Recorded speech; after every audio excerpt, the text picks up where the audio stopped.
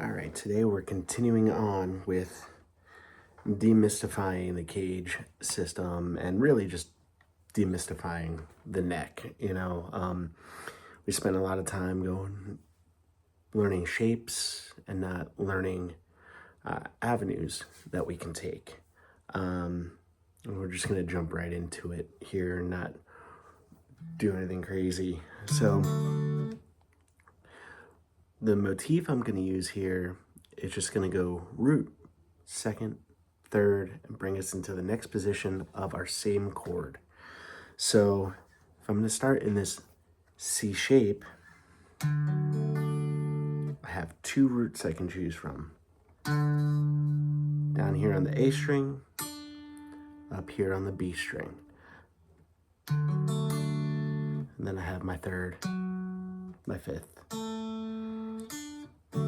So I'm going to start up here on the B string, root, second, third.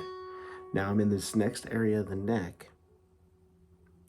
I'm going to build the chord from there. Now this is the third of the chord.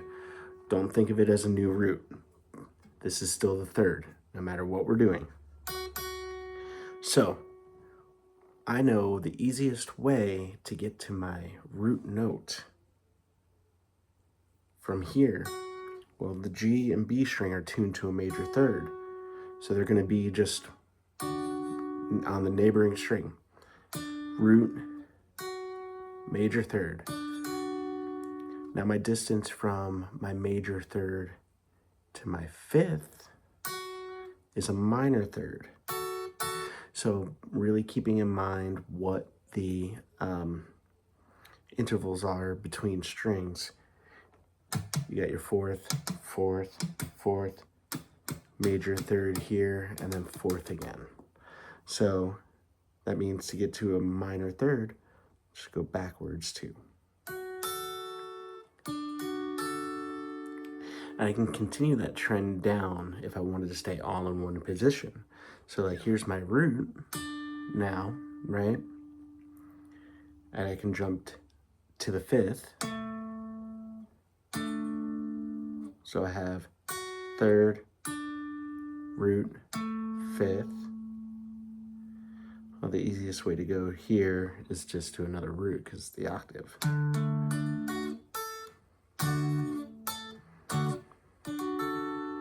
So from here, root, I'm just going to stay on these top three strings now, or not on the top three strings, I'm sorry.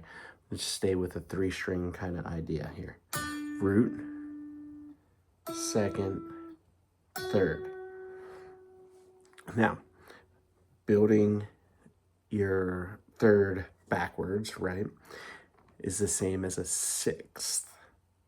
Threes, when they're upside down, are sixes. Your fourth upside down becomes a fifth, and vice versa.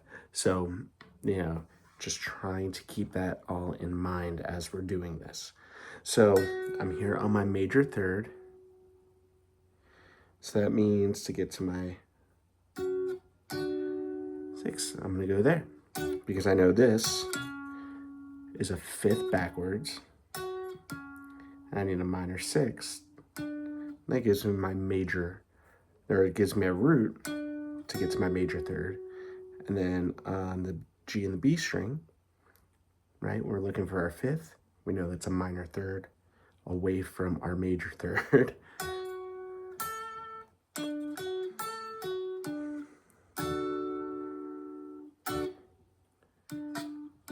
And you can continue this trend everywhere. So let's take this progression I'm going to focus on those 2 chords, okay? This is how we start using it to navigate chords. So if I'm looking at this is C to F.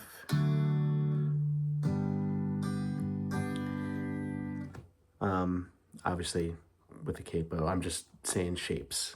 Technically it's D to G. But what we're doing here is we're going from a 1 chord to a 4 chord. So if we think about that before we start moving, right? I know when I play that 1 chord, I have root, 3rd, 5th, root. That means the easiest way to find my 4 chord is to navigate to my 3rd and move up a half step. So anywhere I'm playing this C chord, C shape, if this is my 3rd, here's my 4th. And then I figure out what shape makes sense there.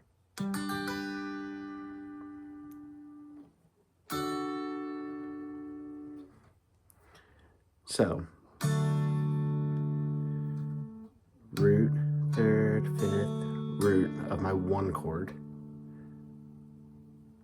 Root, 3rd, 5th, root of my 4 chord. Now, there's also a note that is in both, right? If we look at it. The tonic, the overall tonic of the key is in both chords.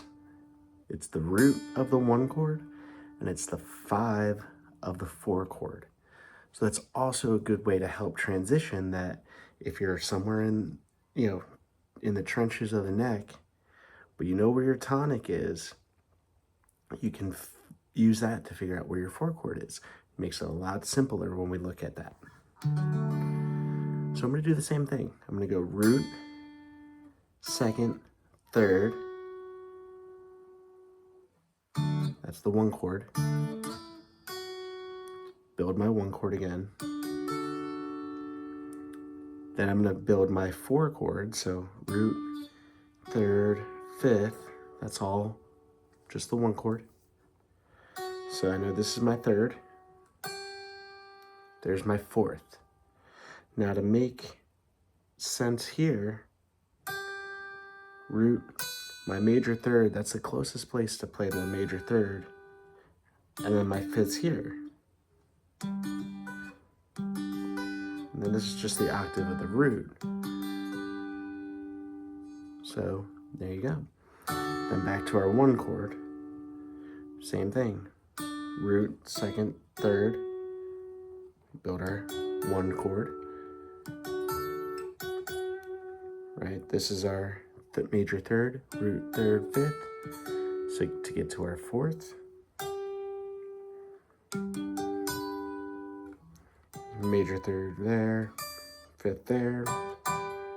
We can play it there. Just, kind of a little bit of deduction from our knowledge of chord shapes. But when we look at it, it's just these small little segments that start to connect and, connect the synapse together.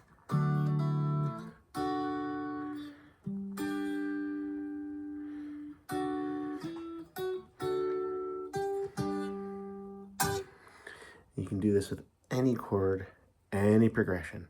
Just look at your 1 chord. Everything is based around there, right? If I take a whole progression, say it's a 1, 6, 4, 5.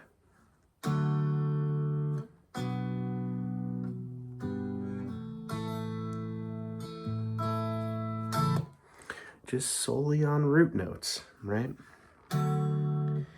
Here's my 1 chord, root 3rd, 5th, root. Well, to get to my 6, here's my 5th, right? There's the root note of my 6, and I can build the chord from there. Now, that might not be the voicing we want, we can beef it up. But the basic idea of just navigating there. Then I'm going to go back to my 1. The next chord was the 4 chord. Here's my major 3. There's my 4.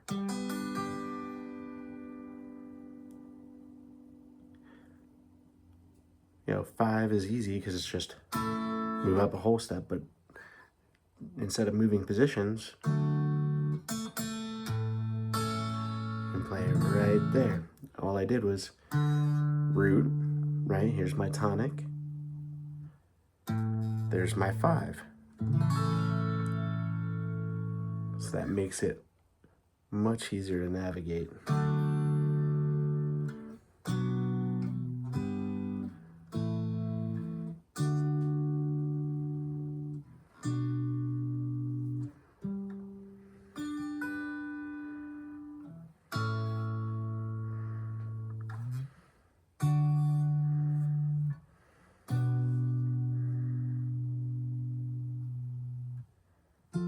I'm sorry. Wasn't thinking.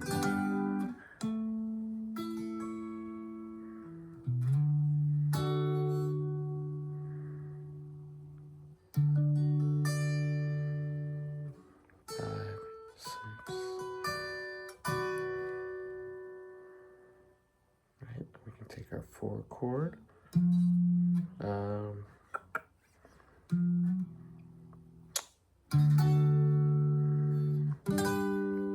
Sorry.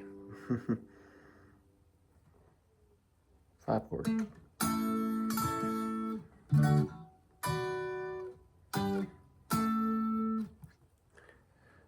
So use these to just move slowly, and then yeah, this chord progression is very popular, obviously. My brain froze. I need more coffee for a second there, but you know, the idea is very simple. Find your root, find your tonic chord, your 1 chord, your major chord. Really get to know where your root, 3rd, and 5th are, because your 6, your 4, your 5, everything comes from there. So if you can navigate that everywhere very slowly and use this motif, root, 2nd, 3rd, and build the chord, root, 2nd, 3rd, root, 2nd, 3rd, and you can do it lower, right? Root, 2nd, 3rd.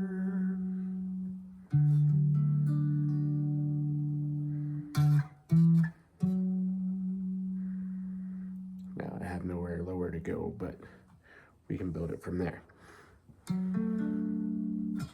So take your time with it, really get to know that motif, but then try to add other chords slowly. Do 1 chord at a time. Always go back to your tonic chord though, just for checking yourself, and try to start in different positions of the neck. You know, this is spelled out caged, right?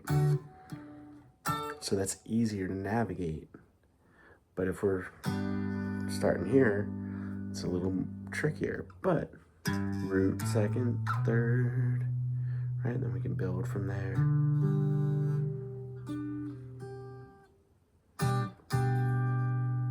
Root, 2nd, 3rd. Root, 2nd, 3rd.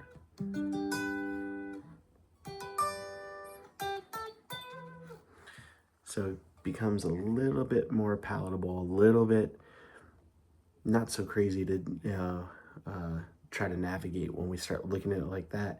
All the chords are within a 4 to 5 fret span of each other. So you don't have to jump in kind of any crazy thing, but to